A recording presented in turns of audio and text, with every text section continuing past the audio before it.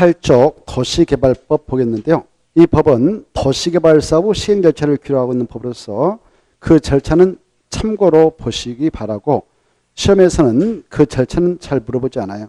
몇 개 물어보는 경우도 있는데, 저기 환지 방식에 따른 사업 시행 절차 있잖아요. 밑에 그건 좀 흐름표를 좀 보시면 되고, 이따 같이 보기로 하고 89쪽으로 바로 갑니다.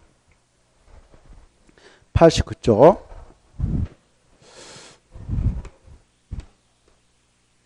자, 지금 우리가 도시개발법 하고 있습니다.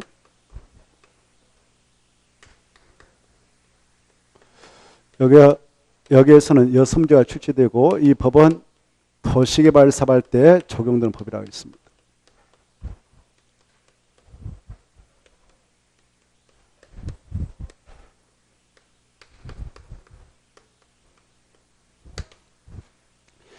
그래, 이 도시개발 사업이라고 하는 것은 바로 반드시 무엇을 지정하고 나서 그 안에서 하느냐?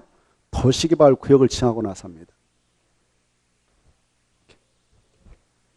도시개발 구역이다라고 지정하고 그 안에서 사업하죠.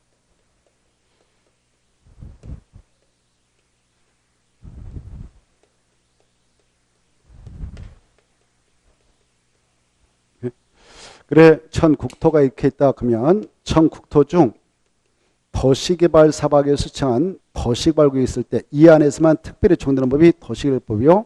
이 안에서 도시개발 사업할 때 적용하기 위해서 도시개발법이 있는데, 이때 도시개발 사업 뭐냐? 이 구역 지정해가지고 그 시행자가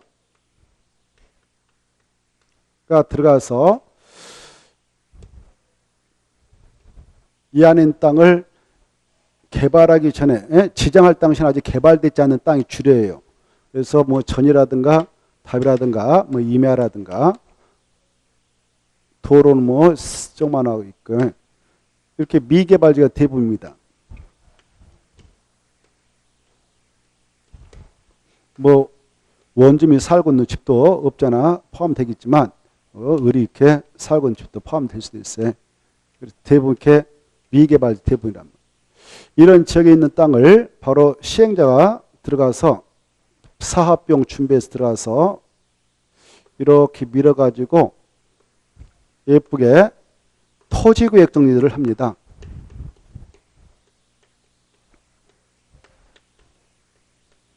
그래서 비행지 발생하지 않도록 딱딱 이렇게 필지 나눠서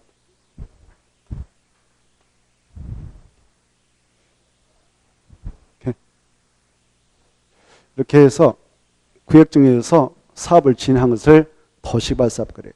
이때 이렇게 되어 있는 저 땅을 종전 땅이라 하고, 이 땅을 종전 도시개발 사업을 하기 전에 종전 토지를 하고, 이 땅을 도시개발 사업으로 조성된 토지 그래요.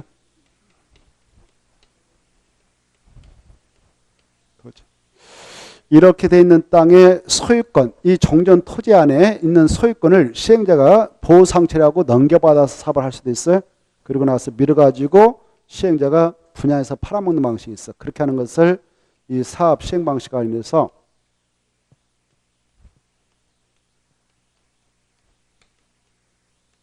그걸 수용 사용 방식이라 해요.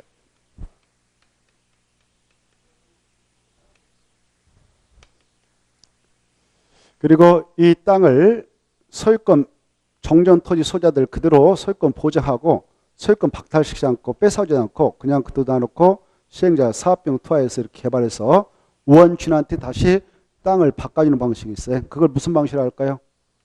환지 방식. 이런 방식이 있고, 이 두 가지를 하나의 구역에서 섞어서 할 수도 있어요. 섞어서 하는 것을 뭐라고 할까요? 혼용 방식.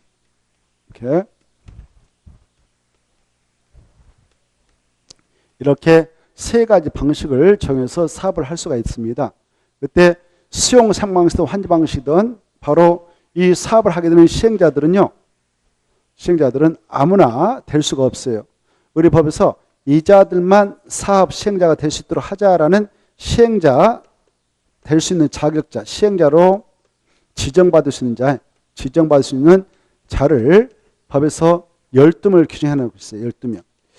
이 12명을 여러분은 먼저 머리에서 떠오르도록 공부를 해야 돼요. 12명. 이 12명이 지 마음대로 시행자 된 것도 아니고 이 구역을 지정했던 지정권자가요. 지정권자가 네가 가서 사업해라 라고 시행자가 될 수 있는 자격자 중에서 하나를 찍어줄 때만 법적으로 시행자의 자격이 부여됩니다. 이때 이 시행자가 될 수 있는 12명과 관련해서 그 12명 중에는 공적 주체가 있어요. 그리고 민간 주체가 있고 이때 이 공적 주체가 시행자가 되었다. 그때 그네들 그냥 편의상 공공사업 시행자라 할 수가 있겠는데요. 이때 공공사업 시행자는 약주로 국지전공이라는 친구들이 있어요. 국지전공. 그래 이때 국이 뭐냐면은 국가 그리고 지가 뭐냐면은 지방자치단체 그리고 이 부가 정이 뭐냐? 정부 출연기관. 그리고 이 공은 공공기관하고 지방공사가 있어요. 공공기관하고 지방공사. 여기 보세요. 이 정부 출연기관 그리고 공공기관은 국가에서 만든 거 국가에서. 누가 만들었다고? 국가. 그리고 이 지방공사는 지자체에서 만든 거예요. 이렇게. 이때 공공기관은 6명을 말한다. 이게 머릿속에 떠올라야 돼. 도시개발법을 공부할 때는. 약조 뭐라고 한가요? 대통령이 정하고 있는 공공기관. 그래. 토, 수, 농, 관, 철, 매. 이게 떠올라야 돼. 이것은 한국토지공사, 한국수자공사, 한국농사, 한국관광사, 한국철도공사, 매 공공기관. 그 다음에 정부 출연기관도 2개가 떠올라야 돼. 2개. 바로 한국철도 시설공단하고 제주국제자유도시 개발센터. 이건 한국철도 시설공단은 역세권 개발할 때 시행료로 보내기 위해서 지금 있다 생각하면 되겠어요. 역세권 개발할 때만 시행료로 증받을 수 있어요. 그리고 제주국제자유도시 개발센터는 제주도를 국가에서 개발할 때 투입하게 한 그런 시행자가 될 수 있는 자격자예요. 이거 알아두셔야 돼요. 그 다음에 민간 시행자가 될 수 있는 자는 대표로 저 안에 있는 토지 소유자. 토지 소유자들은 될 수 있어요. 저 구역에 있는 구역 안에요. 토지 소유자지 건축물 소유 안 된다. 이거 아셔야 돼. 토지 소유자 될 수 있고 그 다음에 여기 봐봐요. 이 토지 소유자들이 도시개발을 위하여 설립한 조합이 있어요. 약자로 뭐라고 하냐? 도시개발 조합이라. 이 조합도 시행자가 될 수 있겠는데 이 조합은 도시개발 조합은 무슨 방식을 적용해서 사업할 때만 시행자로 지정을 받아서 등록할 수 있냐? 그래. 이 구역 전부를 저 구역 도시개발 구역 전부를 한지 방식을 정해서 사업을 하게 되는 사업자일 때만 한지 방식에 그럴 때만 시행자 지정을 받아서 등록할 수가 있다. 수용 방식일 때는 안 된다. 이거 머릿속에 각인되어 있어야 돼요. 알겠죠? 그리고 여기 봐봐요. 이 구역 전부를 한지 방식을 정해서 사업하게 될 때는 1차로 누구를 지정했던 도시개발구를 지정했던 지정권자가 시행으로 지정해주냐? 그 안에 있는 토지 소유라든가 그들에 맞는 조합을 1차 시행으로 지정해 줍니다. 알겠죠? 그런데 이 자들이 바로 일정한 사유가 있게 되면 바로 시행자 변경에도 할 말 없어요. 그래. 그리고 민간사업 시행자가 될 수 있는 자격증 중에는 이런 친구들뿐만 아니라 수도권 정비 계획부들은 수도권 감일 억정을 해서 수도권 애허주로 이전하는 학교원 공작원도 될 수 있고 그다음에 주택법상 등록한 등록사업자도 될 수 있어요. 등록사업자는 바로 그 주택 건설을 하기 위한 단지까지 기반 설치를 필요할 때만 시행자가 될 수 있습니다. 기반 설치 등록사업자가 될 수 있고 그다음에 저기 건설산업기본표라는 건설업 면허 토목공사업 면을 가지고 있는 자로서 이 사업을 시행할 능력이 있는 자들이 도시발사 그리고 부동산 투자회사 그다음에 이상의차가 공동으로 출시해서 만든 공동투자법이 나오는데 아무튼 우리는 이 정도는 알고 계셔야 돼요. 최소한도 공공사업 시행자가 되신 자들은 이 정도에 있고 민간사업 시행자는 이런 데 있다 이렇게 좀 생각해 두셔야 돼요. 자, 이 시행자가 사업을 진행할 때는 반드시 이 구역을 지정했던 지정권자가 지정을 해줘야 시행자가 될 수 있습니다. 이때 이 지정권자는요. 이 도시개발구를 지정해 나갈 때 미리 이 안에서는 이런 사업을 하겠다라는 개발계획을 수립하게 돼 있어요. 개발계획. 뭘 수반다? 개발계획. 이 개발계획 무엇의 약자냐면은 이렇게 긴 말이에요. 도시개발 사업에 관한 계획을 도시개발 사업에 관한 계획. 너무 기니까 약자로 개발계획이라고 그래. 같은 말이에요. 이걸 먼저 수립해. 이걸 수립할 때에 이 개발계획 수립할 때 이 계획에 따라 개발을 하게 되는 구역은 어디다? 구역 위치, 면적 이거 정하고 그리고 시행령 누가 들어 할 거야. 그리고 시행령은 언제부터 언제까지 할 거야. 등등등. 이런 여러 가지 개발을 해 나감에 있어서 필요한 내용을 포함해서 수립합니다. 그래서 이 계획을 수립해서 고시하면 이 구역이 자동적으로 지정고시가 돼요. 네? 일반적으로 여기 보세요. 개발계획을 고시해서 구역이 지정고시 되는데 구역이 지정고시 됨과 동시에 시행령도 확정돼 버려. 이 개발계획 딱 시행령도 딱 특정해서 포함해가지고 고시하면 시행령도 확정됩니다. 그리고 시행 방식도 이 개발계획만 다 집어넣거든. 시행 방식. 그래 만약 수용 사용 방식을 적용해서 하겠다 그러면 수용 사용 대상인 토지 건축물, 토지에 정착했는 물건, 강업권, 어권, 물을 이용권 이런 걸 수용할 수 있는데 그런 걸 약자로 토지 등이라고 그래. 수용의 대상인 토지 등의 세세 목록, 세부 목록도 포함하게 돼요. 이런 것들 포함해가지고 딱 고시하면 세 번 고시했다고 그래. 그때는 수용 방식을 정해서 사업할 때는 개발계획 내용으로서 수용 사용의 대상에 있는 토지의 세분 고시했으면 이 시행자에게 수용권이 부여돼가지고 바로 수용할 수 있는 권리가 취득되니까 수용에 들어갈 수 있습니다. 자, 이렇게 해서 구역이 지정 고시되고 시행자 등장해서 이 구역 지정 고시가 있으면 늦어도 이 시행자는 이렇게 사업을 들어가서 실시하겠다는 실식을 작성하게 되는데 시행자가 작성하는 거예요. 실식을 작성해. 작성해서 이렇게 사업을 해도 돼요라고 자기를 정했던 지정권자한테 인가를 신청. 이때 실시계획을 작성해서 인가를 신청할 수 있는 기간은 이 구역 지정고시 되고 나서 몇 년이 하도되냐면은 3년이 하게 돼요. 3년. 몇 년이요? 3년이. 만약 3년에 하지 않으면 3년이 된 날 사람들이 이 구역은 자동적으로 해지든 간주해서 없어져 버려. 왜 이걸 해지에 간주해 버리냐? 여기 보세요. 이 도시개발구역이다라고 증거시하면 여러분 땅 여기 편입됐다 그러면 여기서는 행위자니 가야지. 행위자니 가야지는 땅이니까 사업다자 하면서 막막을 묶어놓으면 안 되잖아요. 그래서 행위자니 딱 가해지는 땅이니까 일정 기간 내에 사업이 진행되지 않으면 해지를 시켜서 풀어줘 버립니다. 이거. 자, 이때 이제 시험공부로서 여기 보세요. 행위자니 가해진다는데 이때 행위자는 중요하다. 그래서 이제 교재 보겠어. 89페이지. 이렇게 도시개발구역이다라고 지정고시하면은 이 구역은 법조로 봐보세요. 도시개발구역이다라고 지정고시하면 법조로 효과가 발생해. 이 구역은 자동적으로 도시적으로 국토일상 도시적으로 결정고시가 한유되고 그 다음에 지구단위격으로 결정고시가 한유됩니다. 이거 알읍시다. 도시개발구역이다라고 지정고시하면 그 구역은 국토일상 무슨적으로 결정되고 고시본과 도시적 및 지구단위격으로 결정고시 등 본다. 자, 보세요. 여러분 이제 이거 전반적으로 머리에다 끼고 계셔야 돼요. 봐보세요. 이 도시개발구역을 지하는 지정권자가 계신데 지정권자 지정할 때에 전국토가 이렇게 생각합시다.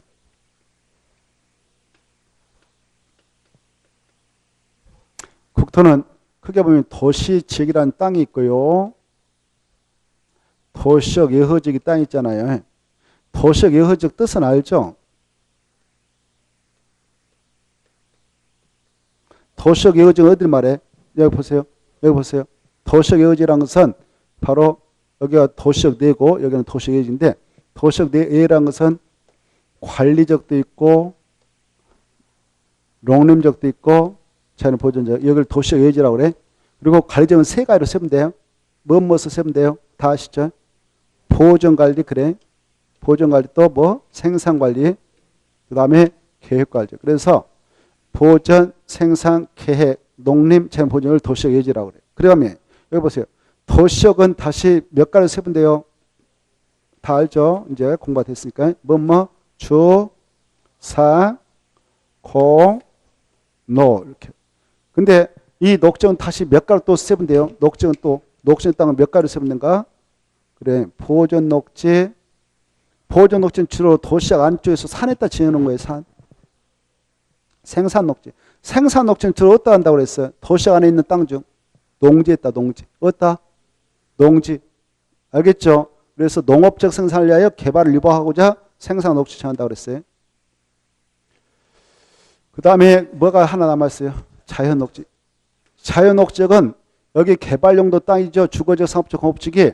근데 여기서 개발이 바닥 나버렸다. 다 개발을 다 해버렸다. 바닥 나왔다. 그러면 추가로 개발을 허용하기 위해서 준비해놓고 있는 땅이 자연 녹지기. 그래서 보존할 필요가 있는 적으로서 불가피한 경우에 하여 제한층 개발이 허용되어지도록 하기 위해서 정한 것이 자연 녹지다. 이렇게 하셔요. 자, 우리는 여기 보세요. 이 도시개발 사업을 진행할 때 가장 먼저 하는 것이 개발계획 수립하는 거예요. 뭘 수립한다고? 개발을 가장 먼저 수립해요. 절차 보면 나오죠. 가장 먼저 하는 것보다고 도시개발 사업을 이렇게 하겠다는 개발계획 수립에. 수립에 여기 보세요. 개발계획 수립할 때에는 개발계획에 따라 구역, 여기는 이 계획에 따라 사업할 장소는 어디다라고 구역도 집어넣은 거예요. 그리고 사업 명칭 같은 거, 구역 명칭, 그리고 그 다음에 사업 시행자가 누가 들어 한다, 시행기간 등등 이거 다 집어서 하는 겁니다. 그래, 이 계획을 수립해서 딱 고시하면 이 구역도 지정 고시돼. 이렇게. 그때 이 구역을 지정 고시할 때에 고시하게 되면 자동적으로 뭐가 가야되냐? 행위장이 가야지. 여기서는 개발 못 한단 말이에요. 여러분 땅이 여기 편입됐다면 건공 토토토물 죽인 그런 개발을 못하게 막는 효과가 있습니다. 행위장이 가야지. 근데 여기서 이 도시개발구역을 지정하게 될 때는요. 이 지정하는 장소가 있어요. 보세요. 도시에 있는 땅이라고 해서 다 지정할 수 있을까 없을까? 어디는 지정하지 못한다고 그랬어. 도시에 있는 땅이라고 해서 개발하고자 도시개발하기 위해서 바로 구역을 다 정할 수 있는 거 아니에요? 어디는 지정 못할까? 도시에 있는 땅 중. 시간 없으니까 거기 써놨는데 어디다 써놨냐면은 한자 이렇게 넘어가 봐요. 한자 넘어서 보면은 또 넘어가서 보면은 92페이지 있어요. 92페이지 5번에 있어. 5번. 몇 번 있다고? 5번. 도시개발구역 지정 규모에서 박스안에 도시관과 도시업 밖에 그리고 별표 있죠? 보고 계셔요? 자, 여기 좀 봐봐. 여기 우리가 공적이고 계획적으로 지금 쾌적한 도시를 하나 조성하려고 지금 지정한 것이 도시개발구역이거든. 근데 도시 안에 있는 땅 중 어디는 지정 못하냐? 보존 녹지는 산이니까 그까지 무슨 도시 건설한다고 그다 지으면 안 돼요. 이해돼요? 알겠죠? 이게 중요해. 그래서 시험에서 도시역 내에 있는 땅에 때는 전면적으로 도시개발구역을 지정할 수 있다 그러면 틀려버려. 이걸 알고 있는가 물어봐. 보존 녹지는 절대 지정 못해. 그래? 이거 이해하시고 그 다음에 봐봐요. 이제 나머지는 지정할 때 주거적은 주로 주거단지를 조성하려고 하는 거예요. 뭘 하려고? 주거단지 조성. 여러분 뜻을 알아야 돼. 도시개발 사업할 때 도시개발 사업이 뭐냐? 그러면은 도시개발구역을 지정해서 그 안에서 주거단지를 조성한다, 상업단지를 조성한다, 산업단지를 조성한다, 유통단지를 조성한다, 보건복지 기능 갖는 단지를 조성한다, 생태문화 단지를 조성한다, 새로운 신시가지를 조성하는 사업. 이걸 묶어서 다 뭐라고 하냐? 도시개발 사업이라 하거든. 이해돼요? 그런 도시개발 사업을 하기 위해서 도시개발구역을 지정할 때는 주거적, 상업적, 공업적, 자연녹지, 생산국 지을 수 있지만 보호구역을 지정할 수 없다 이렇게 하시고 이때 지정할 때 주로 아직 개발되어 있지 않는 땅에다 지정한다고 그랬어요. 주거적에도 지정하는데 주거적에다 지정하는 이유는 주로 주거단지를 조성하려고 그때 주거단지 조성차 지정할 때는 콩만하게 하려면 하지 말라. 최소 규모를 딱딱 규정하고 있어요. 최소. 주거적 얼마 이상을 지정해야 되냐? 1만. 상업적 1만. 그 다음에 자연녹지 1만. 생산녹지 1만. 이 수치. 약자 뭐라고 그래? 주, 상, 자, 생. 1만 좀 이상. 그리고 공업적 얼마? 3만 좀 이상으로 지정한다. 이 수치를 암기해야 돼. 알겠죠? 그 다음에 이제 도시역 외워죠. 이 도시역 외워준 쾌적한 새로운 도시를 하나 조그마한 건설하려고 지정하는데 그럴 때 여기 새로운 도시 밀려면은 그래서 하나의 자족적 기능을 발휘하는 도시가 되도 하려면 최소 30만 있어야 된다 보는 거예요. 우리 학교 운동장 30개. 그래서 도시계획은 30만 줌트 이상으로 찍어라 이렇게 하고 있어요. 그런데 외해가 있어요. 도시역에 주택난이 발생해가지고 주택난을 해소하고자 도시역 근교에 있는 땅을 밀어서 조그마하게 주택 공급지로만 쓰려고 한다. 그때는 10만만 있어도 된다 이렇게 하고 있어요. 뭔만? 10만. 그걸 아파트 열택 건설을 포함해서 시행할 때는 10만만 있어도 되는데 다만 초등학교 문제가 해결돼야 되고 4차 이상의 도로 연결성이 확보될 때만 그렇게 허용하고 있다. 이렇게 하시고 이렇게 도시발굴 칭했어요. 이렇게 도시발굴이다라고 칭고시하면 그에 대한 효과로서 이 만약 비도시겠다 칭했다면 여기 봐요. 비도시겠다 칭했다면 이제 이 땅은 관리지가 아니에요. 관리가 아니라 뭐가 된다? 바로 도시역으로 결정을 시작하는데 용도에 바뀌어버리는 거예요. 그리고 여기 봐봐. 계획적으로 개발해서 조성해야 되니까 지구단위로 결정을 시작하는데 뭐가 된다? 다 뭐가 된다? 지구단위계획이 되는 거예요. 지구단위계획이고요. 무엇으로 된다? 지구단위계획. 지구단위계획이 딱 결정이 되면 그 안에서 개발할 때 지구단위를 3년에 만들어야 돼. 지구단위. 몇 년에 만들어야 한다고? 3년. 그때 지구단위 누가 만드냐? 여기 시행자가 실식을 작성할 때 여기다 집어넣어가지고 만드는 거예요. 이게 중요한 겁니다. 지구단위 누가 뭐 할 때 집어넣어가지고 만든다고? 시행자가 실식을 작성할 때 함께 집어넣어서 만드는 거예요. 알겠죠? 이게 중요한. 다시 한번. 지구단위 계획은 누가 뭐 할 때 집어넣어서 만든다고? 시행자가 실식을 작성할 때 그것다 포함해서 만들지. 여기 봐봐요. 지정권자가 이 구역을 정하는 지정권자가 개발계획 수립할 때 개발계획 내용 다 집어넣은 거 아니다. 이게 중요해. 알겠죠? 자, 그리고 여기 보십시오. 이렇게 도시발굴이다라고 증거시하면 국토협상 용도적 중 도시적 또 용도구역은 아니지만 지구단위로 결정구역이 간주된다고 그랬어. 그러나 외해가 있어. 여기 도시적 여허지역 봐보세요. 도시적 여허지역이 이미 취락주가 정돼 있어. 이렇게 뭐가 정돼 있다? 취락주가 정돼 있는데 그 속에 있다 도시발굴이다라고 정하면 이 땅은 도시역이 되는 것도 아니고 그냥 관리지역이에요. 그리고 이 땅은 지구단위격이 되는 거 아니에요. 그것도 아주 중요해. 도시적 여허지역에 정돼 있는 취락주구에 도시발굴을 정하게 되면 그 땅은 용도적 변화 없다. 도시가 된 것도 아니고 지구단위격이 된 것도 아니다. 예가 있으니까 그걸 잘 봐두셔야 돼요. 89페이지 동그라미 1번에 그 내용 알아두시고 보고 계시죠? 그 다음에 이제 이렇게 이제 도시발굴을 정하면 여기서는 개발을 해야 되니까 계획적으로 사적인 개발행위 제한한다. 이게 이제 또 한 문제감이란 말이에요. 그래 도시발굴에서 행위정하면서 이것이 지정고시되면은 이 안에서는 제한된 행위 하려면 허가 받아야 돼. 이때 허가사항이 7가지 있다. 이거 몇 가지 있다? 7가지. 그러나 허가 없이 허용되는 사유도 허용된 것도 6가지가 있다. 이거 잘 구분하셔야 돼요. 그래 동그라미 2번에 허가사항이 7가지 있어요. 약적 뭐라고 그래 이거? 건고, 토토토, 물축. 여러분 자 세세하게 건축물과 가성축 포함해서 건축도남이 대선보남이 용도명 3가지 다 허가 대상이다. 니은 인공을 가해 제작한 시설물 공작하는데 그거 설치할 때 허가받는다. 성토절도 정지 포장 방법으로 토지 형상을 변경한다. 토지 굴착한다. 공유성을 밀어한다. 이거 다 허가받는다. 이거 형리병을 한다. 리을 흙머리 자갈 바위를 채취하는 걸 토석질하는데 허가받는다. 토지분할 허가받는다. 옮기기 쉽지 않는 물건을 일교상 쌓아줄 때 허가받는다. 그 다음에 경작지에서 이임시키는 허가 대상인데 중목월 지식지 허가 대상이죠. 이게 중요해. 경작지에서 이임시키도 허가 대상이 되게 어마어마하게 중요해요. 알겠죠? 근데 경작지가 아닌 지역에서 관상용 중목을 임시할 때는 허가 대상이 아닙니다. 3번에 비읍 관상용 중목을 임시를 할 때 허가 없이 허용됩니다. 경작지가 아닌 땅일 때는. 근데 경작 때는 허가받는다. 그리고 기업부터 비업까지 허가 대상이 아닌 걸 꼭 봐두세요. 재해복구, 재난수배, 응급조치, 농림수산물 생산에 직접 이용하지 않은 공간이공업을 설치, 경작을 위한 토지환경, 개발의 지정을 주지 않고 자연환경 경관을 소선하지 않는 분서의 토서 조치, 그 구역 안에 자유로 결정된 대지 안에서 물건을 쌓아 등이 이런 것들은 허가 받는다 안 받는다? 안 받는다. 꼭 아셔야 돼요. 그 다음에 이제 비계가 나왔죠.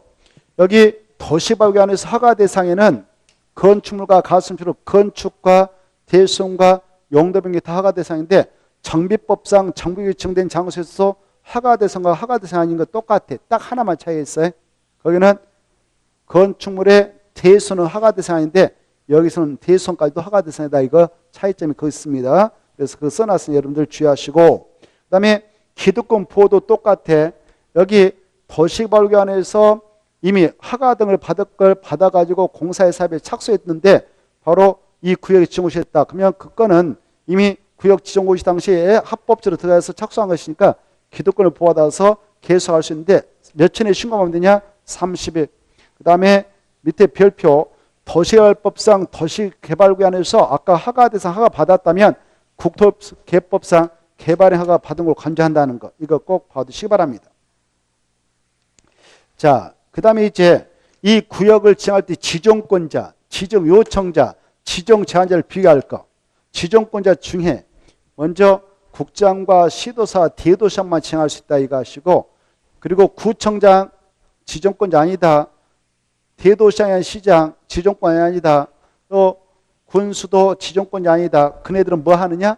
요청자다. 그래, 이 구역의 지정 요청자를 여러분은 잘 봐두셔야 돼요.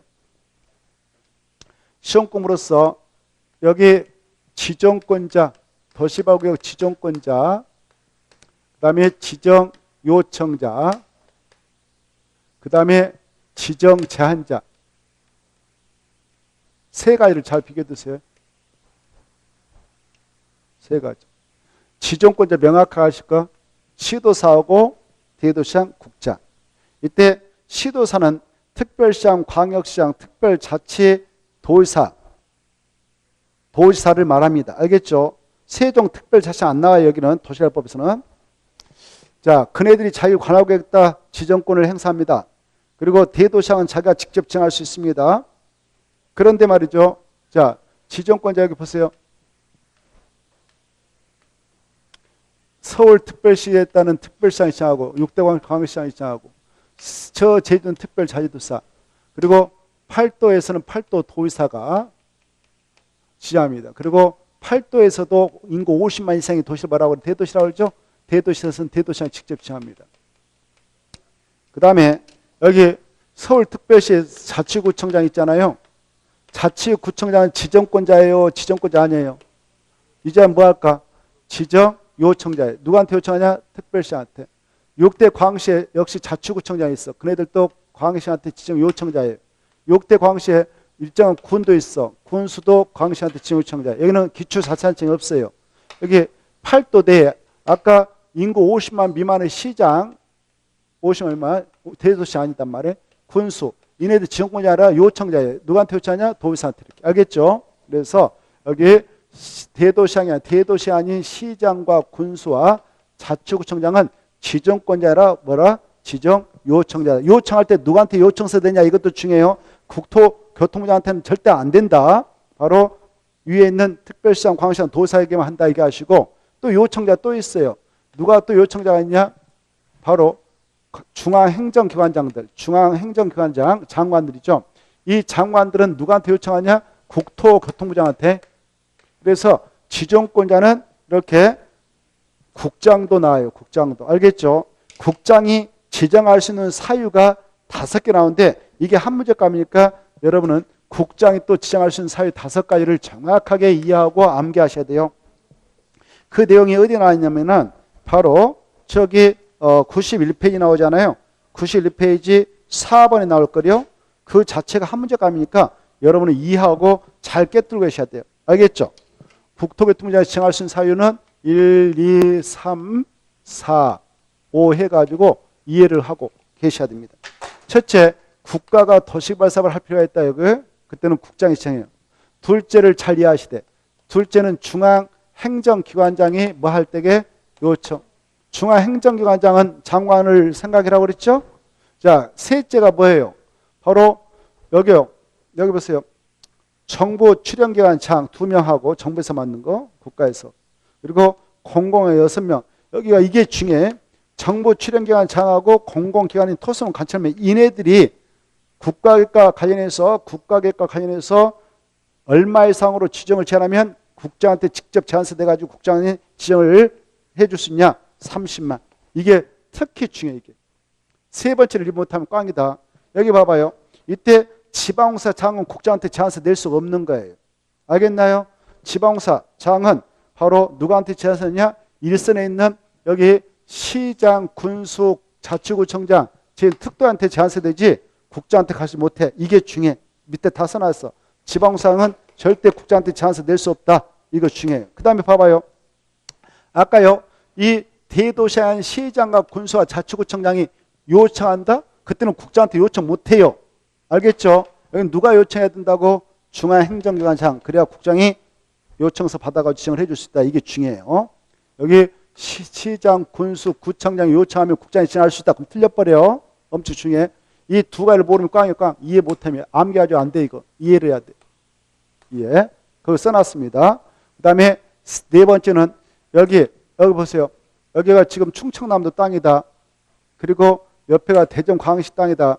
그때 대전광역시다 지정할 때는 대전광역시다 지정하고 충청남도 계룡시에 지정하는 충남도시다 지정하는데 양다를 쳐서 이렇게 도시구역을 도시발굴 지정하려고 한다. 그때는 이쪽 대전광역시랑 이쪽 도지사 만나서 지정할 자를 협의해. 협의해가지고 지정할 자를 정해주면 끝나. 근데 협의가 이루지 않으면 어떻게 될까요? 국토교통부 장관이 지정할 자를 지정할까? 직접 구역을 지정할까? 직접 지정하죠. 그게 그 말이에요. 맞았어요. 직접 구역을 지정한 네 번째. 이게 중요해. 그 다음에 천재이 발생해서 긴급하게 도시발사를 할 필요가 있다. 그럴 때는 국장이 지정한다. 이게 한 문제로 나올 거니까 이 국장이 정할 수 있는 사유 5가지를 잘 이해하시고 잘 정리해 두시기 바랍니다. 아시겠죠? 그 다음에 89페이지 요청자 잘 정하고 90페이지 봐봐요. 지정 제한자 나와있죠. 지정 제한자. 그러면 이 도시발구역을 지정할 때 제한자는 또 누구냐? 제한자도 잘 나와요. 여기 봐봐요. 아까 시행자로 지정받을 수 있는 자가 있었죠. 시행자로 지정받을 수 있는 자가 제한서를 낼 수 있는 거예요. 그런데 여기 보십시오. 시행자로 지정받을 수 있는 자 12명 중 누구는 제한자에서 빼냐? 구, 치, 조. 3명은 제한자가 아니다. 이 자들이 아니면 제한서를 낼 수 있는 거예요. 거기 써졌죠. 누구는 아니다고? 국지조. 그래 90페이지 제일 부분을 써놨어요. 국지조는 지정 제한자가 될 수 없습니다. 중에. 네, 봐봐요. 여기 봐봐. 시행자가 될 수 있는 자들 중 국가가 할 필요가 있으면 누가 지정하면 돼? 국장이. 여기 지자체라는 것은 이네들이에요. 지자체 이네들이 지정할 필요 있으면 지네들 지정해버리고 이네들 요청하면 되죠. 그래서 지자체는 지정 제한자 아니에요. 지정권자, 지정 요청자죠. 그리고 이 도시개발조합은 도시개발구역이 지정된 후에만 조합을 만들거든. 구역이 지정되지 않으면 조합은 있을 수가 없는 거예요. 알겠나요? 그래서 조합은 지정 제한자 아니다. 그랬죠. 약조로 국지조 제한자 아니다. 이게 중요하고 나머지 아들이 지정 제한서를 낼 수 있어요. 이때 지정 제한서를 낼 때 봐보시죠. 여기 공공사업 시행자가 될 수 있는 자 중 국가, 지자체 빼면 이쪽에는 이네들만 남았잖아요. 이네들이 이제 제한서를 낼 수 있어요. 여기 보세요. 제한서를 때 정부 출연기관의 장인 아까 한국철도시설공단하고 제주특별자치 여기 봐봐요. 제주국제자유도시개발센터 장 이자하고 공공기관인 토성관청의 장은 제한서 낼 때 누구한테 가냐? 국장한테 가는 거. 국장. 아까 했죠. 여기 국장한테. 알겠죠? 국장한테 제한서 들고 가요. 제한서를 들고 국장한테 가면 국장이 지정을 제한받아가지고 제한한 대로 지정을 해줄 수 있어. 근데 얘네들이 국가계획과 관련해서 갈 때는 30만 이상으로 간다고 그랬어요. 그때는 여기다 좀 지정 좀 해주세요라고 제한서 할 때는 여기에 해당 토지 소유자 있잖아요. A다, B다, 뭐 C다. 그러면 얘네한테 동의받지 않고 제한서만 내면 돼. 알겠죠? 그 다음에 여기 보세요. 지방서 장도 제한서를 낼 수 있어. 근데 이 지방서 장은 누구한테 제한서를 내냐? 여기요. 여기 대전 광시에 있는 땅에다 제한서를 내려고 하는데 여기가 서구다. 서구에다 제한서를 내려고 한다 그러면 서구청장한테 제한서 내면 돼.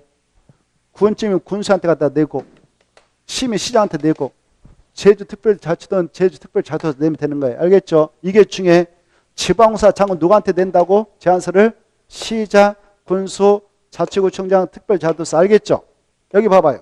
이 제한서 낼 때 얘네들도 해당 토지 소유 동의서 필요 없어. 제한서만 내면 돼요. 근데 여기 봐보세요. 민간이요. 민간 아까 토지 소유자 얘네들이 제한서 내려고 그래. 낼 수 있어 얘네들. 그때는 민간 시행자 대수자들은 제한서만 내면 안 돼. 대상 토지가 있다면 토지 준비에서 1, 2, 3분의 이상에 해당하는 자의 토지 소유자의 동의서를 확보해서 내야 돼. 민간이 낼 때는. 얼마의 동의서 내야 한다고? 3분의 2. 이때 봐봐요. 여기 국가 땅 지자체 사유지가 있어. 그러면 국고교지, 공유지, 사유지까지 싹 합해서 3분의 1을 계산하는 거예요. 국공지도 포함된다 이거 아세요? 무엇도 포함된다고? 국공유 면적 포함해서 면적이 3분의 1. 그때 만약 땅에 소유자가 있고 지상권자가 있다면 지상권자의 동의도 받아야 돼. 지상권이라는 것은 무서운 거다. 한번 지상권 설정되면 그 지상권자의 권리가 때로는 30년 가버리고 어떤 것은 15년, 어떤 5년 가요. 그래서 지상권자에 있는 땅은 소유자한테만 동의받으면 안 되고 지상권자까지 동의받아와야 동의를 인정해 주는 거예요. 알아주시고 그때 총수는 필요 없어. 이제 이 조건을 잘 이해했다면 제한서 들어갔어. 그러면 제한서 들어가면은 바로 반예부를 결정해서 알려줘요. 그때 몇 개월에 알려주게 됐냐? 1개월. 불가피한 사유에서 몇 개월을 연장해서 통보해둘까? 1개월 그거 다 써졌잖아. 빨리 보내잖아요. 보고 있어? 안 보고 있어요? 동그라미 1번부터 저 6번까지 묶어버려. 동그라미 1번부터 6번까지 묶어서 그게 지정 제한이니까. 그래서 한 문구로 눈으로 딱 체크해버려요. 그리고 바로 몇 개월 내에 아까 반협을 통보해주라고 1개월. 이때 봐봐요. 제한서를 내는데 여기 보세요. 여기 서구에 있는 땅에 있다만 제한서 내려고 그래. 그때는 서구청장한테 바로 제한서 한 장만 내면 돼. 근데 제한서를 내려고 하는데 저기 유성구가 여기 있고 유성구가 여기가 계룡시다. 땅이 이렇게 양덕을 쳤다. 그때는 이쪽 구청장한테 제한서를 내고 시장한테 제한서 내냐? 아니에요. 제한을 하려는 대상지역 중 넓은 지역을 관하고 있는 장한테 제한서를 하나만 내면 된다. 가장 큰 지역 이렇게 표현해. 뭐라고? 가장 큰 지역에 속해 있는 그 장한테 제한서를 한 장만 내면 된다. 동그라미 3번이 그거 나올 거예요. 동그라미 3번. 그 다음에 밑에 6번 조금 전 말씀드렸어요. 연장 통보 1개월 연장할 수 있다라고. 그 다음에 비용 부담 문제는 제한자와 협의해서 그 비용을 전부 부담시켜야 된다. 시킬 수 있다. 시킬 수 있다. 이렇게 알아두십시오. 여러분이 이 파트를 공부하시게 될 때에는 그것도 하나 써놔요. 저 위에 제목 제안했다가 한마디 딱 써서 비교해가지고 공부를 해야 됩니다. 그것다 써놓습니다. 17페이지 써놔요. 네, 17페이지. 집에 가서 복사할 때 꼭 보셔요. 몇 페이지 보시라고? 10페이지. 우리가 이미 17페이지 도시군갈 2반 제안은 파놨으니까 여러분이 혼자 딱 복사하면서 볼 수가 있을 거예요. 꼭 비교해 두세요. 자, 그 다음에 90페이지 통과하고 여러분은 90페이지 꼭 읽어두셔야 돼요. 그 다음에 91페이지 주민 의견 청취랑 공청회치 있죠. 자, 여기 봐봐요. 이 구역을 이렇게 칭하려고 하는데 이 면적이 얼마에서 하면 지정 절차가 있어요. 기초사 할 수도 있고 안 할 수도 임의적이다. 그 다음에 공청회 또는 공람을 통해서 주민 의견 청취가 얘기 나오는데 주민 의견 청취를 꼭 해야 되는 경우가 있어. 공청회를 가지고. 공청회 개최를 반드시 해야 되는 경우가 있어. 필수적인 경우가 있어. 이 면적이 100만 용태 이상이다. 그때는 공청회를 반드시 개최해야 됩니다. 지정 절차상. 그게 써놨어. 지자라는 면적이 얼마에서 하면 지정 절차상 공청회 개최가 의무적이냐? 100만. 이 수치 알아주세요. 얼마 이상일 때? 100만. 이거 알아주세요. 그래, 공청회 할 때요. 도시개발법상 그래. 공청회 할 때 공자 봐봐요. 청자 봐봐요. 보니까 여기에 있죠. 그래서 이렇게 해서 뭐같이 보여요? 100같이 보이죠? 100만 이상일 때만 공청회 개최한다. 이렇게 암기해요. 암기할 때. 워낙 숫자 많이 나니까 여러분이 자꾸 생각해봐요. 공청회 도시개발법입니다. 도시개발법상 도시개발구역 지정절차상 그 면적이 얼마에서 하면 공청회 개최를 통해서 주민 의견 들어야냐? 100만 이거 받으시고 그 다음에 이 지정하려는 이 면적이 바로 얼마 미만이면 원래 그 주민 의견 특위에서 여러 가지 관계서류를 사전에 공고하고 2개 이상 일간심있다 공고하고 인터넷 홈페이지에 공고를 하게 되는데 일간심있다 공고하면 2개 이상 있다 의뢰해서 공고하면 돈이 많이 들어간단 말이에요. 시 예산, 군 예산이. 그래서야 면적이 적으면 굳이 일간심있다 하지 말고 너네들 지자체 바라는 공부했잖아. 공부하고 그냥 인터넷 홈페이지에다 공고 말아버려라 이라는 면적이 있어. 그 면적이 얼마 미만이면 지정하려는 이 면적이 얼마 미만이면 바로 일간심했다 돈 주지 말고 공부했다고 공고가 끝내버리도록 허용하느냐? 10만 미만이면 공부했다고 공고하고 일간심했다고 공고하지 않아도 된다. 그게 중요해. 그거 일간심했다 공고하지 않고 그걸 다 포인트 잡아. 일간심했다 공고하지 않고 그냥 공부하고 인터넷 홈페이지에다 공고할 수 있는 면적이 얼마 미만일 때냐? 10만 미만일 때다. 이거 잘 나오니까 좀 받으시고, 그 다음에 나머지 통과해도 되겠네요. 그 다음에 3번 다시 나와서 아까 했어. 도시개발구역 중구시하면 의제 아까 했고 중요하지만 아까 했으니까 통과하고, 4번 했으니까 통과하고. 넘어가서 보면 손들 자세히 써놨어요. 손, 별표 어마어마 중요하지만 자세한 아까 설명했고, 밑에 도시개발구역 지정규모 여러분 필히 암기해야 돼. 알겠죠? 그 다음에 6번을 보시면 이 도시개발구역을 지정할 때는 이 면적이 너무 크다. 그러면 분할 지정할 수도 있어. 뭐 할 수도 있다고? 1사합시행지구, 2사합시행지구 분할할 수도 있고요. 그런데 봐보세요. 여기 주거지역에다 지정하려면 아까 얼마 이상 있어야 지정할 수 있다고 그랬어? 1만 원 있어야 된다고 했죠? 근데 여기 봐봐. 여기 땅이 주거지역인데 이쪽에 7천 정부터 개발할 수 있는 땅이 있고 약간 떨어졌어. 이렇게 떨어졌는데 여기 이렇게 5천 정부터 따로따로 보니까 5천, 7천 1만 안 되네. 근데 서로 떨어졌지만 이걸 합하면 어때요? 합하면 1만 되죠? 1만 되잖아요. 그래서 서로도 떨어진 지역을 하나의 도시 개발구로 결합해서 지정할 수 있다 없다? 있다가 중요해. 있다 없다? 있다. 이렇게. 그리고 아까 여기 봐봐요. 아까 주거지역에다 딱 칭해서 10만 원 시행했는데 이걸 한 번에 하려니까 벅차 죽겠어. 1 사합시행지구, 2 사합시행지구, 3 사합시행지구 이렇게 분할해서 하려고 그래. 분할해서 할 수 있거든. 그때는 하나의 사합시행지구 나올 때 아무리 적게 쪼개도 1만 이상은 쪼개야 된다. 이렇게. 얼마 이상? 1만. 그거 받으시기 바랍니다. 그 6번 두째 줄 있다가 중에 결합하여 지정할 수 있다. 서로 떨어진 지역을 분할해서 정할 수 있다. 분할 지정할 때 서로 결합해서 정할 수 있다. 서로 떨어진 지역을 결합하여 하나의 도시개발구를 지정할 수 있다. 받으시고 분할 지정할 때는 분할 후 각 사업지구 면적은 1만 이상은 돼야 된다. 받으시고 7번도 이번 기회에 설명 한번 드리겠어요. 7번은 가로 1번과 2번을 묶어버려요. 가로 1번과 2번 묶어서 그게 2번 나왔는데 시험에 이거 나오면 이제 아무리 공부해도 이쪽 파트 맞출 수가 없어요. 이거 몰라버리면. 그래서 여러분은 이번 코스에 알아두셔야 돼요. 제목 봐봐. 7번 제목이 전제가 이거예요. 10번 여기 자연녹지, 생산녹지, 계획과직 도시적 예어지기 살라고 그래. 지금 전제가 그래. 이렇게 전제가 이 지역을 전제하고 있어요. 여기 자연녹지, 생산녹지, 그 다음에 도시적 예어지. 이 지역을 전제하면서 지금 법에서 규정하고 있어요. 자연녹지, 주거지역 3조 빼고 자연녹지, 생산녹지, 도시적 예어지역에다가 도시개발 사업을 하기 위해서 도시개발구를 정하려고 한다. 이렇게 정하려고 한다. 그런데 이 지역에 지금 행정청에서 토지용객인 광역 도시계 도시군 기본계가 아직 수립하지 않았어. 뭐가 수립 안 됐다고?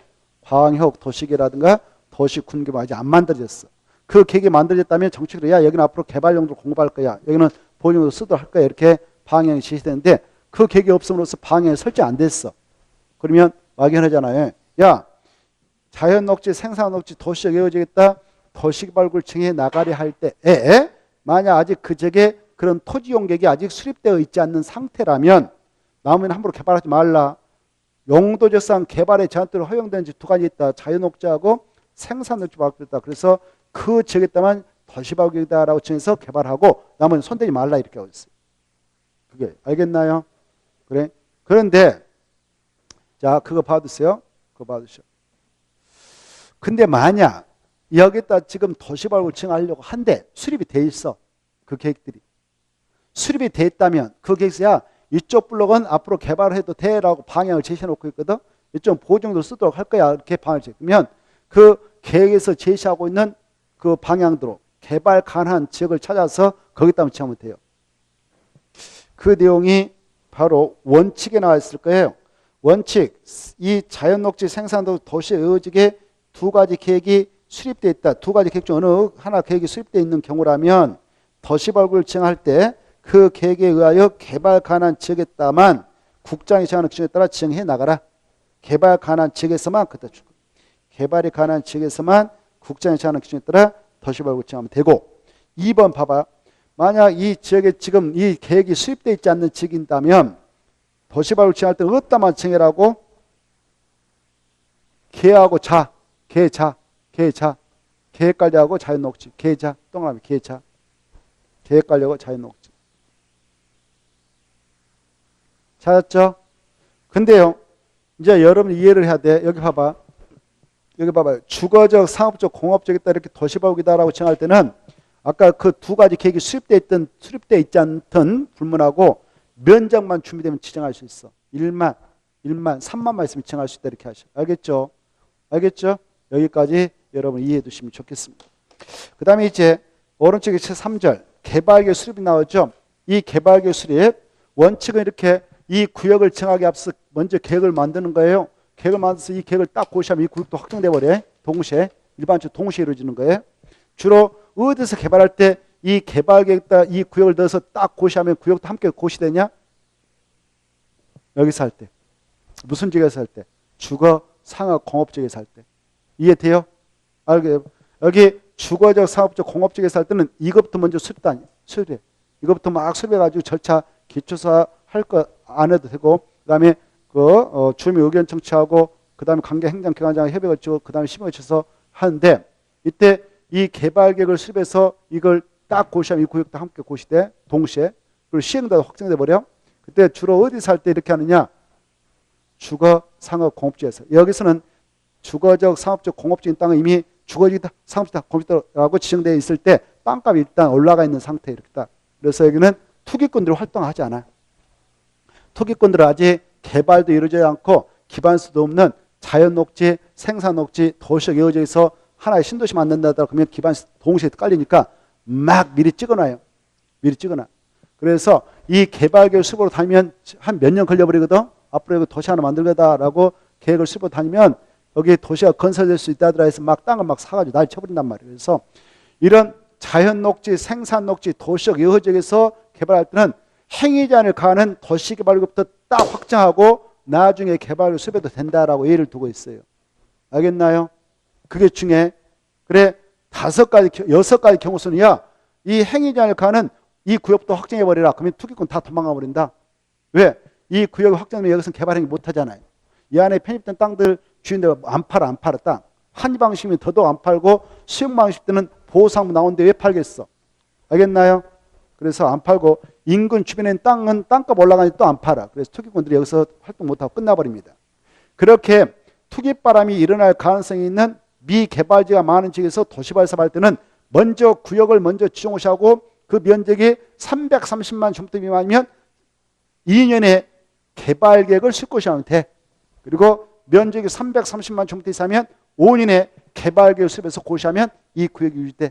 그렇지 않으면 그 구역은 그 기간 끝난 날 다음날에 자동 해제가 한정됩니다만은 이와 같이 먼저 구역을 확정 고시해서 행위자를 가는 사업장을 정하고 나중에 개발을 수립할 수 있는 경우 수가 어떤 지역에서 개발할 때냐? 이 6가지를 여러분 아는 게 시험 공부예요. 밑에 2번 나와 있죠? 2번이 올해 한 문제 나올 가능성이 아주 높으니까 2번을 이해하고 머리에다 넣어야 되겠어. 어디에다고요? 어디서 개발할 때다고요? 자연녹지에서 개발할 때 하고 생산녹지에서 개발할 때 하고 도시적 여호적인 보호생계 농자에서 개발할 때 보고 계셔요? 보고 계셔요? 엄청 중요한데 그리고 그 다음에 바로 이 국가 균형 발전을 위하여 국토교통부안이 관계 중앙행정기관장과 협의해서 도시발구이다라고 정할 때도 그렇다. 국가 균형 발전. 그때는 자연환경 보전정을 지하지 못해요. 여기다가 하지 말고 나머지 여기다가 할 때에는 먼저 구역부터 확장하고 나중에 개발을 수립해야 된다. 이게 중요해. 국가 균형 발전을 도모한다. 그 말은 혁신도시 지정하고 뭐 기업도시 지정할 때 그걸 적용했어요. 그 다음에 이게 또 중요하네요. 5. 여기 봐봐요. 도시발구이다라고 이렇게 칭하려고 하는데 여기 봐봐요. 도시발구이다라고 칭하는데 여기 주거적이 편입됐어. 주거적, 상업적, 공업 편입됐는데 전체 면적 대비 이것들이 차지할 면적이 30% 이하밖에 안 돼요. 그러면 미개발지가 더 많잖아요. 개발용도 땅보다도. 그래서 이럴 때도 먼저 구역 확장하고 나중에 개발 수립할 수 있다. 이게 중요해. 도시발구역으로 전체 면적 대비 주상공적의 합의의 면적이 얼마 이하밖에 안 된다? 30. 이 수치를 가지고 2번 출제했네요. 한 번 50, 한 번 40. 사람 우습게 보내. 30을 암기하세요. 그것다 별표 5개 쳐버리세요. 암기하세요. 이하. 얼마 이상이에요? 얼마 이하예요? 이하?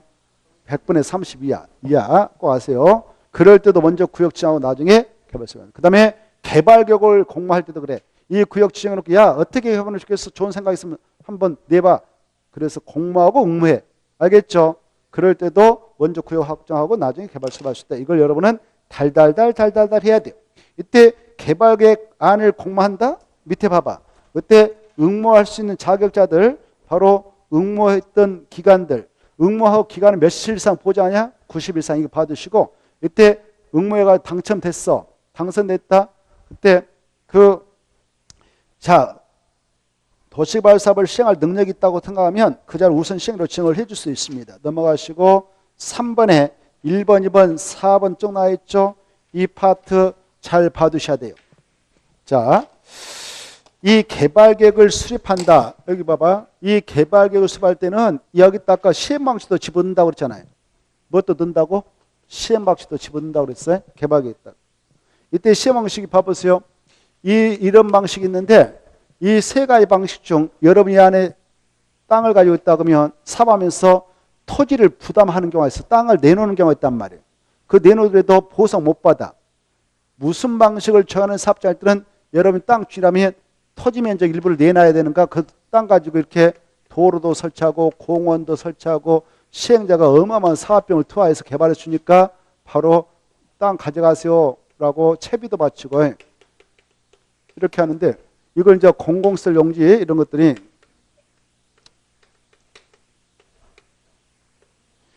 이렇게 무슨 방식을 적용하게 되면 그 안에 편입된 땅 주인들은 토지 부담을 각오해야 되는가? 오, 좋아. 한지 방식. 이때 토지를 부담해야 돼. 근데 수용 방식 때는 수용 방식을 통해서 사업하게 되는 사업장에 편입된 땅 주인들은 토지 부담할 일이 없어. 다 보상 받고 나오는 겁니다. 알겠나요?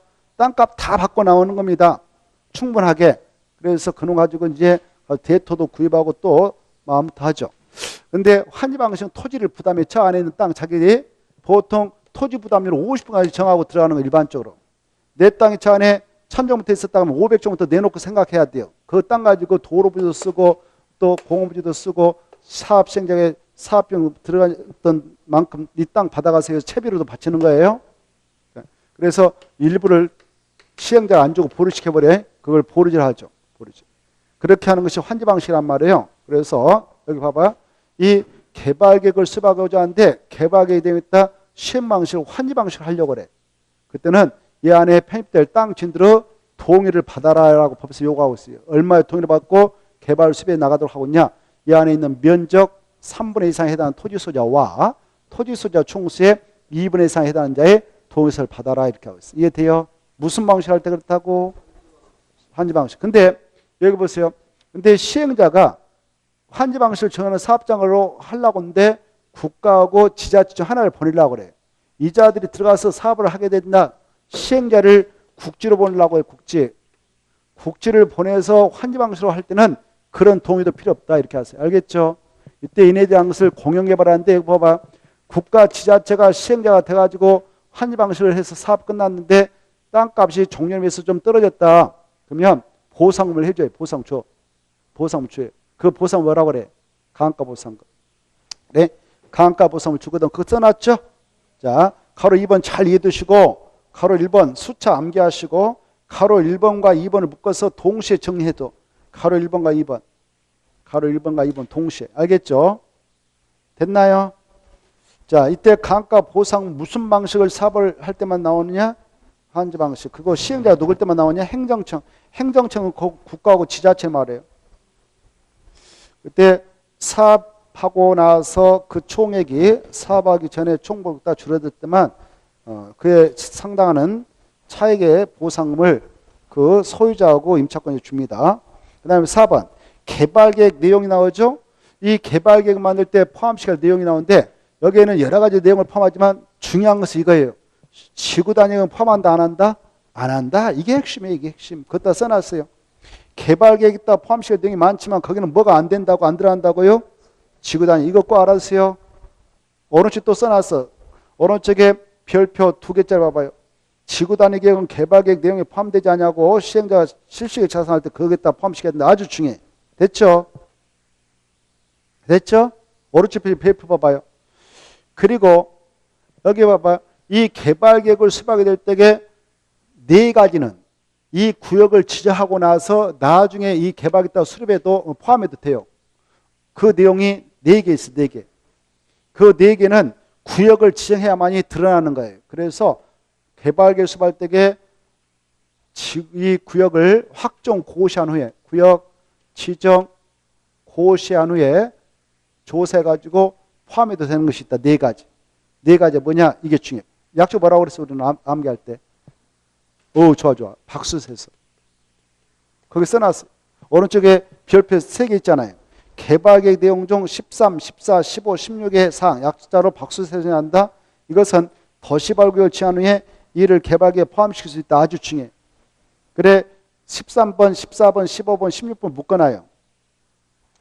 13번 보면 도시발구역 파악. 이 구역이 지정돼야 밖의 장소 나올 거 아니에요. 그때 밖에 이게 도로를 설치하겠다 그러면 이 도로를 기반시라고 그래. 이 기반시를 설치에 따른 비용 누가 내야 할 것인가. 이 부담계. 이것은 먼저 구역 지정하고 나중에 포함할 수도 있다. 파악. 그 다음에 수가 뭐예요? 수용.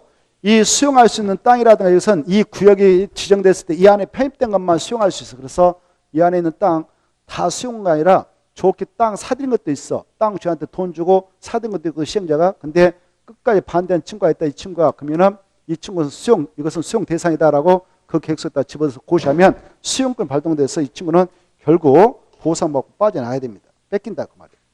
그래 수용 사용 대상이들은 토지 세부 목록도 먼저 구역 지정하고 나중에 개발부터 포함할 수 있고, 그 다음에 세입자 15번 이 안에 있는 세입자 이 구역이 지정돼야 몇 명인가 드러나거든. 그래서 이 도시발구역 안에 있는 세입자 세분이 100명이다. 그러면 그자들 임대택 건설 100개를 이렇게 만들어야겠다는 계획서도 나중에 이 구역 지정하고 나서 여기다 집어넣을 수 있어요.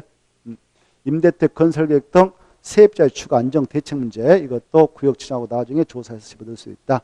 그다음에 순 여기에 있는 살건 사람이 뭐 여기에 아까 A가 갑이 있다 을이 있다 그러면 이 사업할 때 무조건 수용 방식입니다. 무조건 철거하는 거 아니에요? 얘네들 살 수 있는 집 마련하고 옮겨주고 부시고 옮겨주고 부시고 그래 이거 그래 이렇게 하는 것을 순차적으로 개발한다. 순환 개발이라고. 순환 개발.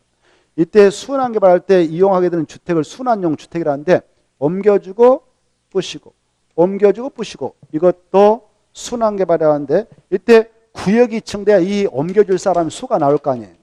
그래서 이 순환 개발 관련 내용도 먼저 구역 지정하고 나중에 개발계획 수립할 때 조사해서 집어도 된다 이렇게 하십시오. 순환 개발. 그 다음 밑에 별표 중에 면적이 얼마 이상이면 여러 가지 복합 중에 서로 조화가 이루어지겠냐? 330만 이 수치 꼭 암기해. 서로 조화란 말 중요합니다. 그 다음에 개발계획을 수립 고시해놓고 변경할 때 지정권자가 확정 고시했던 것인데 자기가 필요한 직접 변경할 수도 있고 마지막에 그리고 중앙장이 요청했다. 시장으로서 구청장이 시행자 요청하면 받아들여서 요청대로 변경해 줄 수 있어요. 기준은 방법은 다 누가 정하냐? 국장. 그리고 개발계획. 이 개발계획은 도시개발사업계획으로서 이것은 봐보세요. 이 도시개발사업계획은 곧 도시군관리 일정이에요. 도시군관리 일정이니까 이 책에 도시군관리보다 더 높은 게 광역 도시 수립되어 있는 책이다. 여기가 광역기본 지정돼 가지고 그리고 도시군기본계획 수립됐다면 광역 도시계획 도시군기본계획이 이 관리계획보다 훨씬 상위이죠. 그래서 개발계획 만들 때는 이 상위계획에 부합되도록 해야 합니다. 들어맞도록 해야 된다는 거. 마지막 손. 개발계획에다 줄 거 봐요. 마지막 손. 개발계획 수립하려면 할 때 개발계획에다 줄 거 봐요. 그때 개발계획은 무슨 계획 일종이라고요? 도시군관리계획. 생각나요? 안 나요? 그 옆에다 써놔요. 생각 안 나면. 우리가 국토개법 공부할 때 도시군관리계획의 내용, 도시군관리를 결정한 내용 몇 가지 있다고 그랬어요, 이거? 이거 아직도 모르면 정말 그분은 열심히 살아야 되고. 첫째 뭐 했나요? 용도, 지역, 용도 지구의 뭐예요? 지정과 병행한 게 있었고, 둘째, 용도경 개, 시, 수, 토의 지정 또는 병행이 있었고, 입지규제 최소구역 정합 변경, 입지규제 최소구역 계획이 있었죠. 그 다음에 3번이 뭐예요? 기반시설 설치 정비 개량에 있었죠. 그 다음에 6번이죠. 그 다음에 5번이 뭐예요? 4번이 도시개발 사업에 관한 계획하고 정비 사업에 관한 계획이 있었죠. 이렇게 여기 봐봐요. 이 도시개발 사업에 관한 계획을 도시개발법 넘어서는 약속으로 개발계획이라고 그랬어. 개발계획. 뭐라고? 개발. 그리고 정비 사업에 관한 계획을 정비부로 가서는 정비계획이라고 했어. 정비계획. 정비계획이 있든 개발계획이 있든 이것은 도시군가 일종이다 이렇게 생각해. 알겠죠? 그래서 이렇게 개발계획 딱 그 사업 관련된 내용을 포함해서 고시하면 고시된 그 내용은 그 사업장 구속력이 있는 거 구속력. 그래서 고시된 개발계획 내용들만 이 공간이 조성되고 도시가 건설되는 겁니다. 알겠죠? 어마어마하게 중요한 게 개발계획이. 자, 그래서 개발계획은 도시 군가 일정이니까 그 다음에 5번 아까 지구단위급인데 우리가 공부했잖아요. 광역 도시계획, 도시군 기본계획 이런 것들보다 이 관리가 하위계획이라고 해. 하위계획. 그래서 관리 계획 일종이니까 개발계획은 개발계획 수발하면 개발 등이 상위계획에 들어맞도록 해야 된다. 이게 상식이고. 그 다음에 제4절 도시개발계획 해제 간주를 보였어요. 자, 아까 일반적으로 보세요. 도시개발 사업을 진행할 때 개발계획을 먼저 만들어서 딱 고시해. 개발계획 만들어서 딱 고시하면 그 속에 이 도시개발계획의 내용도 포함되어 있거든. 그래서 이 구역도 동시에 지정고시 돼. 그리고 시행자도 확정돼. 그러면 이 구역이 딱 지정고시 되잖아요. 그러면 시행자가 몇 년에 실식을 작성해서 자기에게 시행권을 줬던 지정권자한테 인가 신청하느냐? 3년. 만약 3년에 실시 인가를 신청하자면 사업을 시행시킨다고 해서 3년이 된다 하면 이 구역은 자동차 해제 간주. 해제가 간주됐다 사업도 하지 않고 그러면 어떤 효과가 발생하냐 봐봐요. 그러면 이 도시개발구역 지정 이전의 용도적인 다시 여기가 원래 관리되겠다 그러면 관리적으로 정전 용도로 환원된 거 간주돼 버려요. 도시에서 도시 아니고 이제 원점으로 돌아가는 거예요. 지구단위 폐쇄된 거 간주돼 버리고 알겠죠? 사업이 이루어지지 않는 상태 해제되면 만약 3년에 실시 인가를 신청했다 3년 알아두시고 3년에 인가 시하면 이 구역 유지돼. 그리고 인가 고시해가지고 인가 받았다.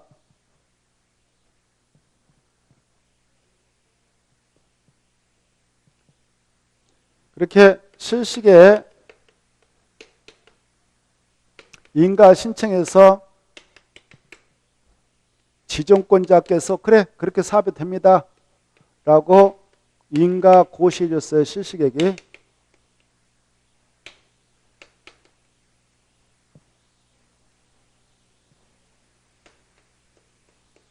인가 고시 떨어지면요. 여기 보세요. 인가 고시가 떨어지면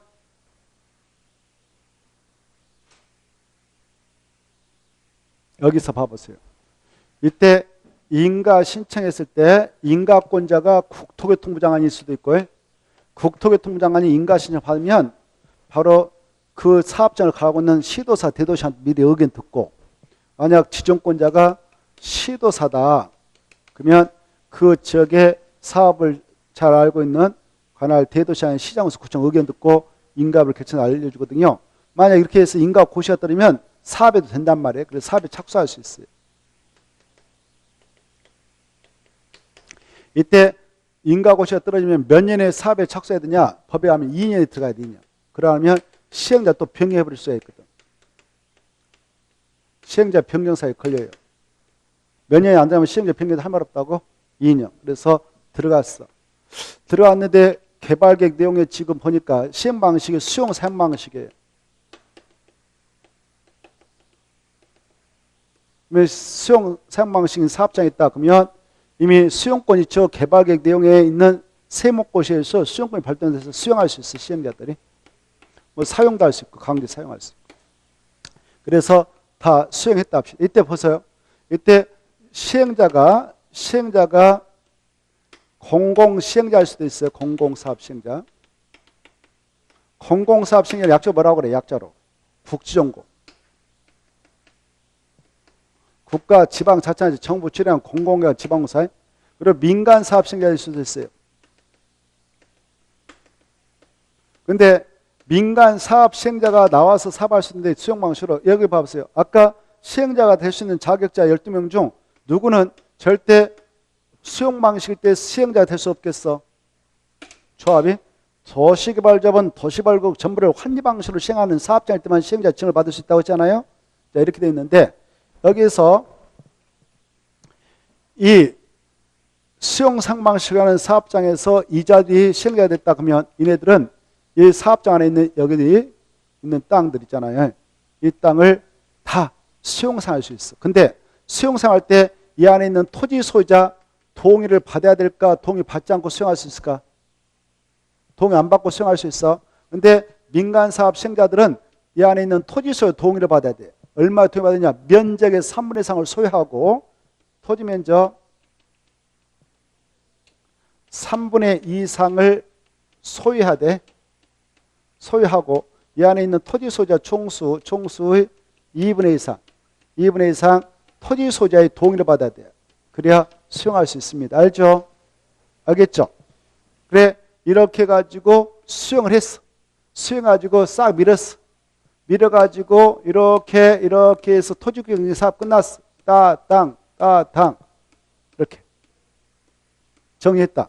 그러면 이게 이제 조성된 땅이 나오잖아요. 여러분 저 순서 바꿔서 이렇게 가서 일단 이렇게 해봐요. 넘어가셔서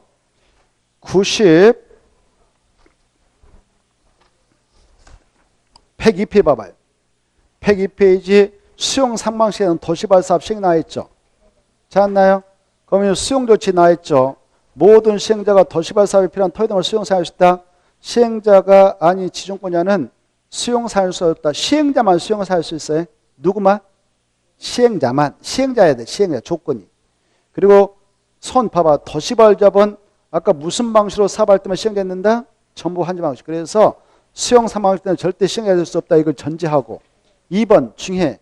2번 민간사업 시행자가 토지 등을 수용하기엔 동의 요건 있죠. 그때 큰 글씨 사업 대상 토지면 3분의 이상의 토지를 소유하고 토지 소유자 총수의 2분의 이상에 해당하는 동의를 받아야 된다. 그래야 민간사업 시행자는 수용이 가능하다. 이렇게 되어 있죠. 그런데 밑에 별표 봐봐요. 제일 밑에 별표 보면은 공공사업 시행자인 국지전공은 마지막에 토지 소유자 동의 없이 도시발사업에 필요한 토지 등을 뭐 할 수 있다? 수용, 사용할 수 있다. 이렇게 되어 있죠. 오른쪽 넘어가 보세요. 3번 토지 등의 수용 시 준용 복귀와 특례 규정 이것 중에 도시발사업에 필요한 토지 등의 수용 사용에 관하여 이 도시개발법에 특별한 규정이 있는 경우 이 법을 적용하되 없으면 무슨 법을 준용한다? 공치법. 공치법을 준용함에 있어서 도시개발법에 따른 아까 개발계획 내용으로서 그게 시험에 나옵니다. 개발계획 내용으로서 수용 사용의 대상에는 토지의 세부분 고시가 있는 때 실식의 고시가 있는 때가 아니다. 그게 중요해. 실식의 고시가 있는 때가 아니라 언제다고? 세부 목록을 고시한 때는 공치법에 따른 사합 인정 및 고시가 있어서 본다. 공치법상 사합 인정은 수용권이 부여되는 절차예요. 뭐가 인정된다고? 수용권. 근데 도시개발법에서는 바로 세부 목록 고시에 의해서 도시발사업 시행자에게 수용권이 부여되고 있다는 걸 특례로서 인정합니다. 그리고 공치법에 따른 특례로서 재결 신청 기간에 대한 내용도 두고 있어요. 공치법은 재결 신청이 사업 인정을 받는 앞도 1년에 하도되어 있음에도 불구하고 이 도시개발법에서는 개발계획에서 정한 사업기간이 뭐 3년이다 5년이다 그러면 그 기간 내만 재결 신청을 하도록 하는 특례를 두고 있습니다. 이런 두 가지 특례를 제하고는 무슨 법대로 하면 되냐? 공치법대로 하면 된다. 이렇게 보시고 잠시 쉬었다가 이어서 보도록 하겠는데 봐보세요. 이렇게 해서 수용해가지고 싹 밀어서 조성했어. 그리고 나서 공사 마무리 짓고 중공사 지정권자들 받습니다. 시행자가 중공사 실제 중공사 떨어지면 바로 공사 완벽히 끝났다고 알려져요. 공사 완료 공고를 합니다. 지정권자가. 그렇게 공사한료가 있으면 더 이상 사업할 거 없잖아요. 끝났잖아요. 그래서 더 이상 도시발구역이다라고 묶어놓을 필요 없으니까 공고일의 다음 날이면 도시개발구역은 해제된 거 간주돼요. 알겠죠? 아까 해제 간주해서 지금 여기까지 왔는데 해제 간주 규정 아까 두 번째가 그거예요.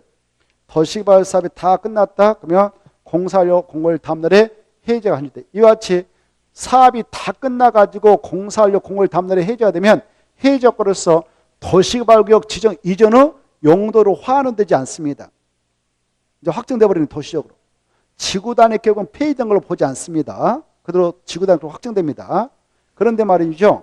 저 사업장이 환지 방식이다. 환지 방식이면요. 사업을 진행해서 아까 이렇게 된 땅을 시행자가 다 밀어가지고 예쁘게 토지구역정 사업했다. 이렇게 끝냈다. 그러면 여기 봐봐요. 지정권자한테 가서 중검사 받아. 시행자가 중검사 받았어. 지정권자한테. 그리고 나서 공사한료 공고했어요.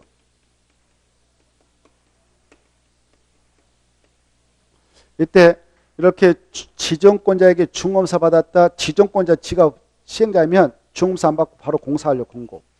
그리고 시행자가 지정권자가 아니면 중검사 받아야 돼. 중검사 받고 나서 60일에 환첩을 해주거든. 지정권자 지가 시행자면 공사한료 공고로부터 바로 60일에 환첩을 해요. 이때 환첩을 해가지고 환첩을 했습니다라고 공고를 해야 돼. 공고를 하면 여러분이 환지 받았다 그러면 언제 소유권 취하냐? 환첩 공고를 다음날에 소유권 취하거든. 이때 환지 방식에 의한 사업은 다 끝났다 보는 거예요.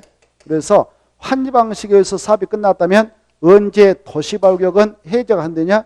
환첩은 공고일 다음 날에. 환지 방식으로 사업이 끝났다면. 수용 방식으로 사업이 끝나면 공사할 공고일 다음 날에 도시발구역 해제가 간주되지만 환지 방식으로 사업을 끝냈다면 환첩은 공고일 다음 날에 해제가 간주됩니다. 이와 같이 목적 사업이 달성되고 나서 사업이 끝났다면 도시발구역 해제 효과로서는 그 도시발구역 지정 이전은 용도주로 환원하는 것을 보지 않고 지구단권 폐기된 걸로 보지 않습니다. 그 내용이 95페이지 있단 말이에요.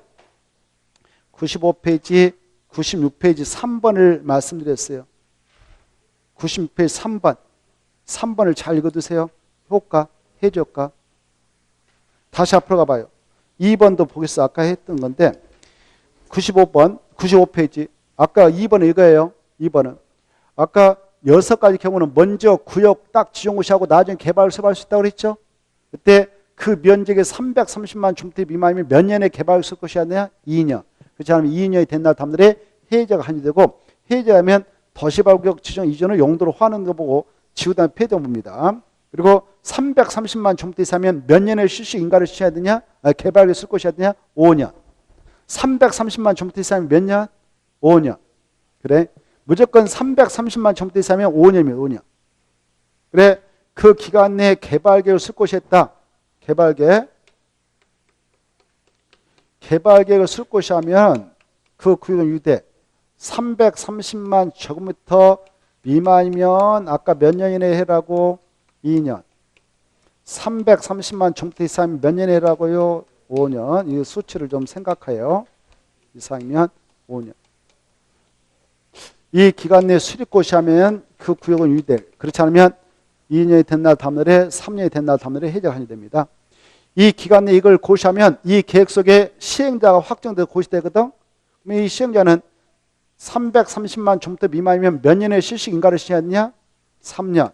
330만 주택 이상 몇 년이냐? 5년. 그렇지 않으면 그 기간이 끝난 날 다음날에 이 구역은 해제가 됩니다. 이렇게 받으십시오. 넘어가시고 96페이지 제5절 잠시 쉬었다가 보도록 하겠습니다.